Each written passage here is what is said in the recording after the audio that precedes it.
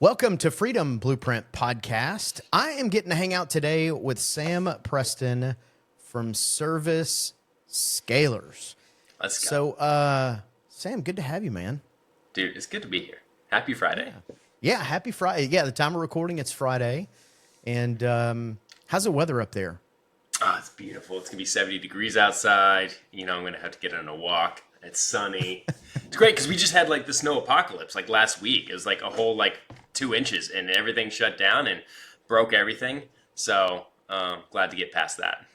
Yeah, I'm in the panhandle of Florida. We got 10 inches of snow. Wow. So pass on that ever again. Yeah. But it's been interesting because my wife and I get to have those conversations about my daughter's a senior, and I'm like, Key West and Aruba, it doesn't snow there, and so. Yeah, let's do it. But she's not in for that. So, Sam, tell us a little bit about what is Service Scalers? Service Scalers is a home service marketing agency, digital marketing agency, focused on all things search into a beautiful, high converting website. And so think your normal LSA, Google Ads, SEO, Map Pack, Google Business Profile, all push to a website that helps you convert. Effectively, we want to capture the market that's already searching for you. So anyone that's going to go to Google and say, hey, plumbing company near me, best roofing company in my area, we want to show up and help our clients drive that traffic and ultimately make sure that that traffic turns into appointments and then turns into revenue. So yeah, I mean that's the trick though, right? When you're spending dollars on digital any marketing, but digital marketing, you've got to make sure you're getting a solid ROI. It is, and I'm sure you've seen this a lot. It is easy to throw money down down a giant pit, and then you're like, where's it coming Where's this from? going? Yeah. I've done it So myself. how did you get started in the home service space? Like what was that journey like? Yeah, I mean, I would love to sit here and say that I had a absolute love and passion for plumbing companies. That was not it, just a dirty, rotten capitalist here. I had built several agencies up to this point. I looked at the home service space, and what I built is I built like a website agency for everybody. I built a PPC agency for everybody. I had built a content agency for everybody. And I was like, that's cool that I've niched down and just built those individual lines of service. But what would it look like if I niched into a space? So we're looking at different spaces. Home service looked interesting. Won't name names, but there are a couple of big juggernauts in this space that people absolutely hate. Just go to Reddit and it's just mind blowing how much hatred there is for these big companies. And so I just saw an opportunity to jump into the space and take a decent amount of market share in a short amount of time. And so we started running podcast ads, and it started driving a decent amount of leads, right off the bat, 40 leads in a month. And I was like, wow, this market looks like it needs something. So we spent 2 hours, we threw up a website and quickly saw that there's an opportunity. So in 2024, we are sitting at 10,000. And we are just north of 2 million right now on our path to 5 million by the end of the year. Very cool. That's amazing growth. As my buddy John Lee Dumas says, the riches are in the niches. Dude, I haven't heard this podcast. And it's one of those things where you can't be all things to all people. And you as a marketing guy knows, there's one thing to go after it with a shotgun approach, which I think is a lot of what, when you get started as an entrepreneur, and I can say all of us, even if you're a plumbing guy, when you get started, you say yes to whatever. You're like, hey, will you do this electrical plumbing? Yes, I will do whatever, because your main objective is to bring cash in the door, which I know looking back at that, it's easy to say, I mean, that's just not a good idea. I get it. But at the same time, you're like, I got bills to pay and families to feed and whatever. But it is something magical when you get to niche down into really one thing and really learn about the home service. Because, I mean, emergency services is different than anything else. It's not like you're selling cog where you're like, oh, this widget needs to be, I've got 6 months to create this thing. It's emergency services. That customer searching now may not be searching in an hour from now. It also is super helpful because I've been able to hire for that reason. So like my head of PPC right now, he worked in a private equity for home service companies, and so he was really running PPC ads for those companies. My LSA, one of my best LSA team members, worked at Mr. Rooter for 5 years, just running their LSA accounts. And so it's like I get to add in these team members that are already specialists in this field, and it's like, look, don't learn e-commerce, don't learn SaaS. All you have to do is do this campaign really well, and you've done this 100 times. So just go crush it. Yeah. So to kind of go back to the part you talked earlier about, there is definitely this home service business owner versus digital marketing. Like it's this David and Goliath, and sometimes, and I'm sure you can attest to this, there's times you look at a campaign and you're like, what in the world were they doing? Like the 101 things they're not even doing. But then there's other times you look at it and you go, well, wait a minute. If you look at your conversion rate and you look at your calls that are coming in, you're booking at a 20% rate. It is not a digital marketing issue. You got to fix the hole in that boat, because if you're booking at 20%, you're not doing yourself the digital marketing, your technique, like you're doing no one any service whatsoever. So I'm guessing you see that a lot, because I think a lot of times the first reaction that business owners have, especially in the emergency services, is to go, it's digital marketing problem. Yeah, actually, it's I literally just had this conversation last week. So, client reached out, Sam, hey, this is not working. We want to cut our losses, cut the contract. And I looked into the campaign. I was like, hey, we sent you 60 leads. And he goes, well, only 5 booked. And I was like, okay, that's a big gap. I would understand if 80% is a high number. That's what we want to see. 80% is good. I would understand even 40%, but 5, that's super low. So we just went in and we started listening to the phone calls, and we realized their admin team, when they're answering it, was not doing a good job. The lady would go, hey, what's your hourly? She'd be like, it's $200 an hour. They're like, oh, cool, I don't want to do this. Of course not. Don't tell them the hourly. Say, hey, it's going to cost this much for us to come out and take a look. Or we do free, but then we'll take a look, and depending on what the service is, we'll let you know. You're not the salesperson. Your job is just to book the appointment. Don't go selling on that situation right there. Or we have people that just don't care as the they don't care. Their job is to answer the phones and move on with their life. They're not commissions or incentivized by booking appointments. So we do a lot of that, where it's like we try to find where the leak is and then figure out how we can solve that problem.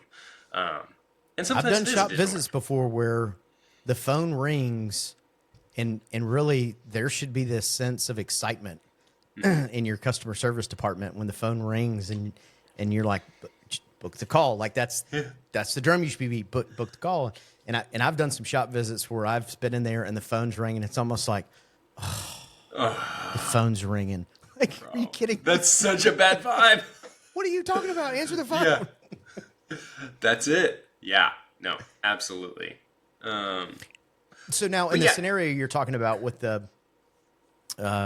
leads versus calls booked, do you have anything in place to kind of, I'm going to say educate, because that's really what it comes down to is it's an education issue with a lot of business owners. I mean, if you're not keeping an eye on your booking rate, holy cow, that is like number one thing you need to get a handle on. And even if you don't have the Service Titans or the Sierras or whatever one, even if it pen and paper or spreadsheet, like something in order to kind of keep an eye on that. Is there anything that you guys can do? I'm going to say trust but verify that a little bit for the owner. Yeah. So we do have a listening service where we listen to every phone call that kind of comes through and then give you that rate. And that's super helpful, specifically because it's good, quick feedback for our ads team. Because if we start seeing, hey, you're a window company and you're getting a lot of people calling in for broken glass. Well, people don't repair. They don't want a repair. They want a replacement. They want somebody that's looking for hey, I want to redo all these windows. And so getting that feedback back to the ads team is just a much quicker cycle. And then we can get it to your team. Hey, you had an 80% broking rate this week. Oh, you went to 70. Oh, now it's 60. Hey, is there something going on over there? Because, like, is it the ads or where's the problem?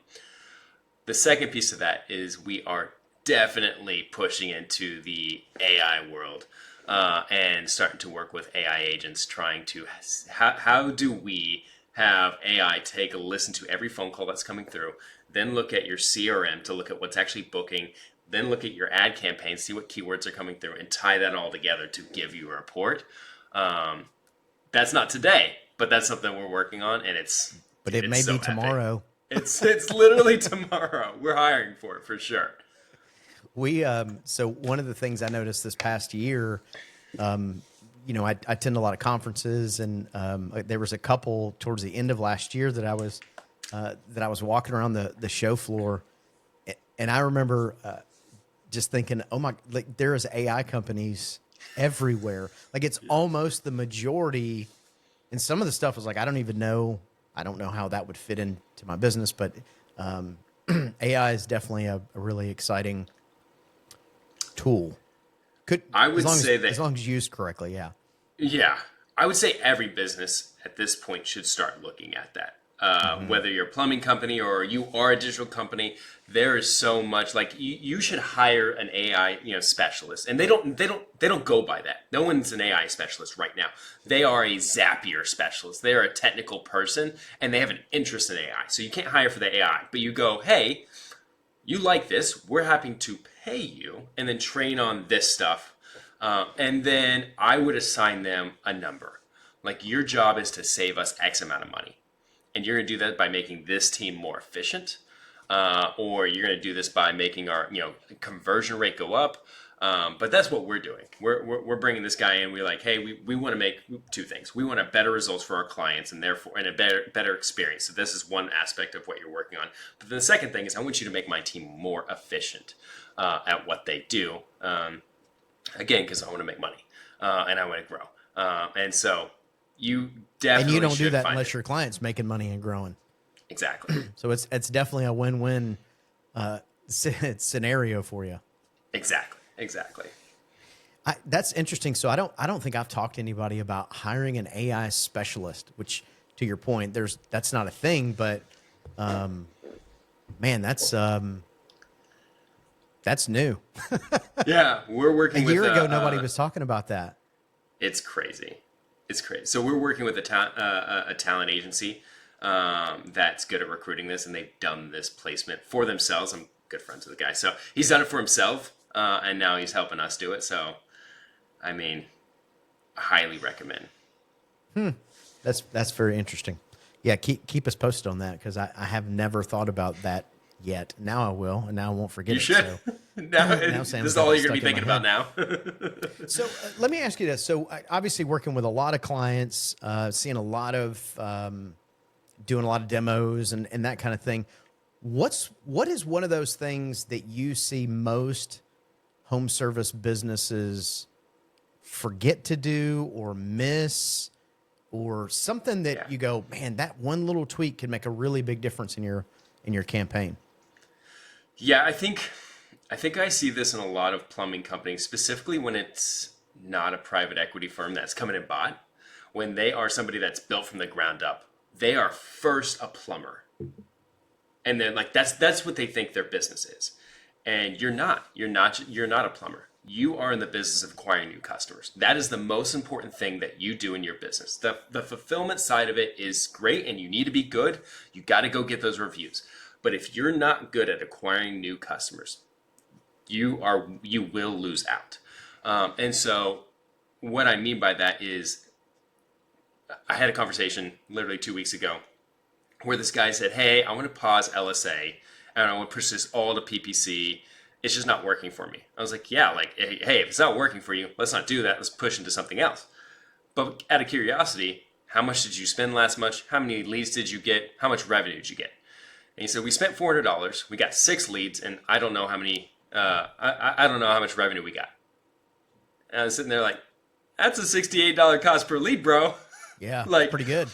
What do you mean it's not working? And why don't you know how much revenue you generated from that? So that's the thing that I see all the time. One is make sure that your leads that are coming through all have a source. And that should be tied to a closed won deal. You should be able to say PPC drove me $80,000 of new business this month, right? Like you should be able to have that conversation. If you don't, go solve that problem. And the second thing I told him is to train your team to use LSA, right? Anytime they get a booked appointment and they know it came from LSA, that should be attributed in your CRM, but then you go back into your LSA account and say booked appointment. That way LSA knows that you booked appointment. And then the third thing is to increase that ad spend. So at a minimum, I would increase that by whatever your cost per lead is. So you spent $68 per lead. Next week, you're going to spend an extra $68. If you got 7 leads from that, now we're going to go another 68. Like you're just going to keep to see if that trend continues. I promise you, if you hire us and my team member just increases ad spend, we're going to look like superheroes and all we did was increase your ad spend. So you might just try increasing. So all that to say, you are in the business of acquiring new customers. Get really damn good at it. Focus on that, because that is the easiest way to scale any business. I think for the smaller shops, that's a toughie. I think that's a tough thing to wrap their mind around. It's 100% true, and I think as your business, if you're in a business where you're growing and scaling, I think that resonates, and you go, well, yeah, I'm in the yes. I think for the smaller shops, I think it's hard for them to wrap their brain around, because, I mean, without customers, you don't need anybody to answer the phone. You don't need technicians to go do anything. Nobody's got anything to do. So from a hub and spoke, which is really what our business is, that acquisition is dead in the center. And if it's not tight, then your wheel's going to be a little bit wobbly. Yeah. Well, then for smaller shops, let me tell you this. Don't spread yourself too thin, right? Agency, I obviously want you to do as many services as possible. My sales rep promise you will try to get you to do as many as possible.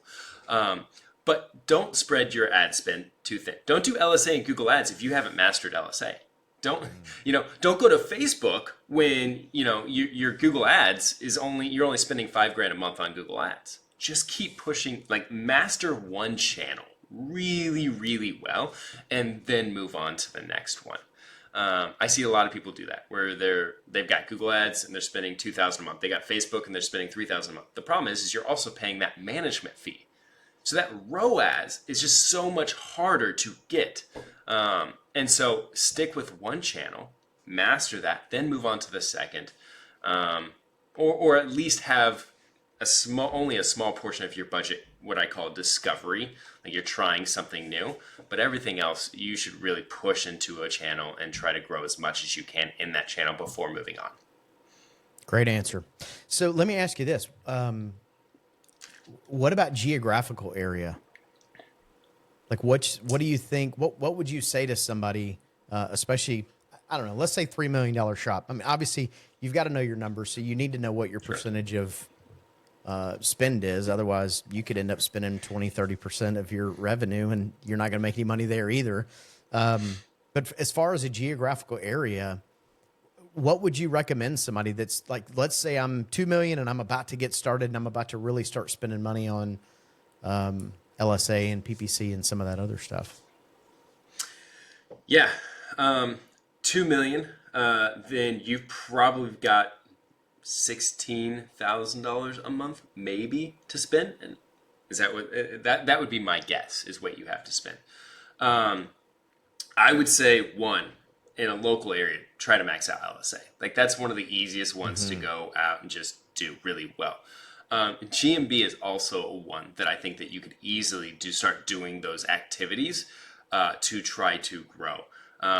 I would say 70% of what we do, maybe even 80%, is on YouTube.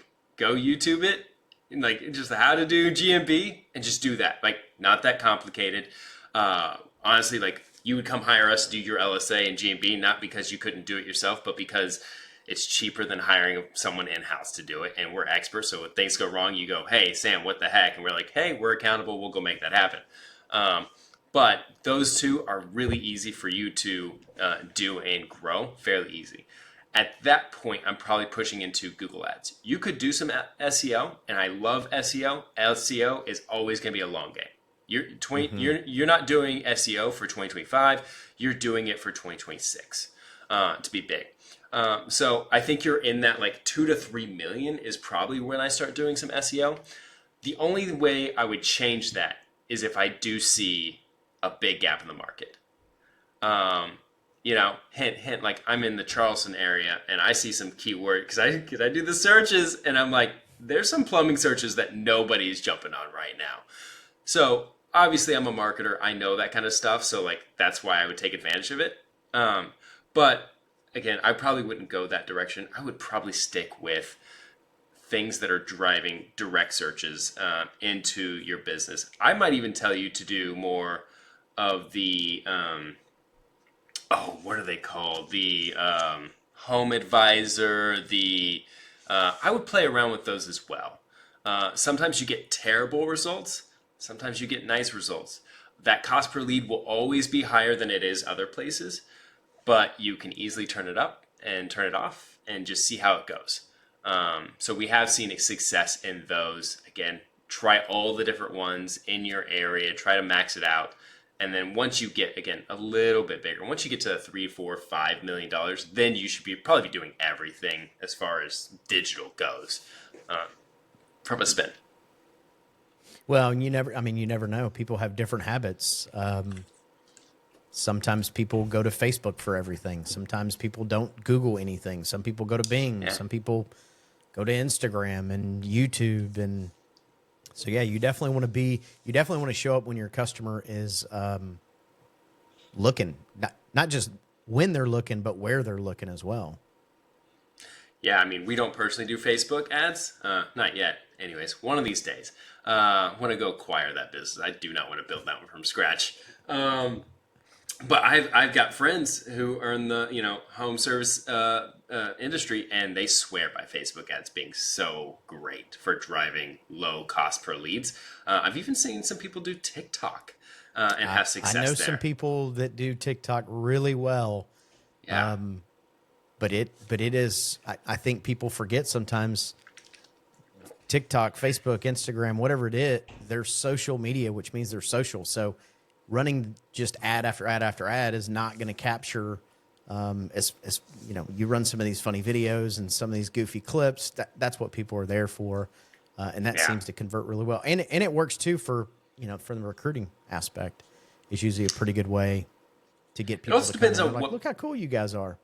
Yeah, right. It depends, and to that point, like it depends on what type of company you are, right? Plumbing, you really don't need sexy images on your Instagram. Like, just like no one's going to your plumbing account like, man, look at that. I want that on my house.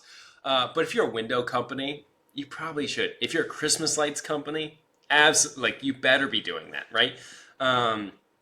So I mean, absolutely do it. And I definitely, for those type of companies, I would be playing the social game because it will matter.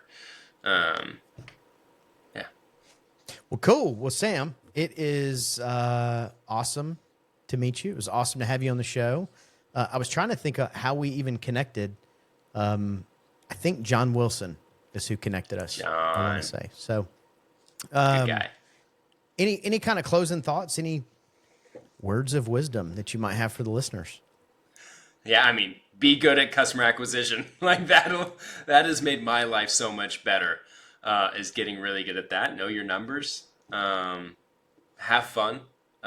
You can still enjoy the heck out of your life and grow a business. You don't have to set hard boundaries.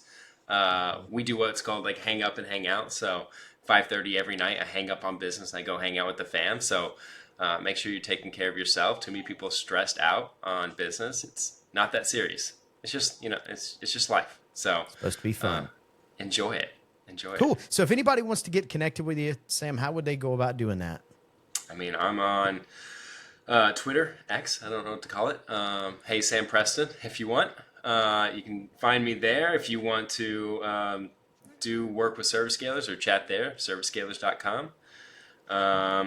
You could find me on LinkedIn. Those DMs will be much harder for me to reach out to. I don't enjoy LinkedIn as much. But yeah, find me. Cool, Let's do man. it. Well, appreciate you coming and hanging out and sharing some knowledge. I think the acquiring new customers is gold. I think that for anybody listening, make sure to kind of keep that in your back pocket and just remember that is your business. You got to have customers before anything else happens. So, Sam, thank you, man. It's amazing to meet you, and I'm sure we'll catch you soon. This is fun, Justin. Thanks, man.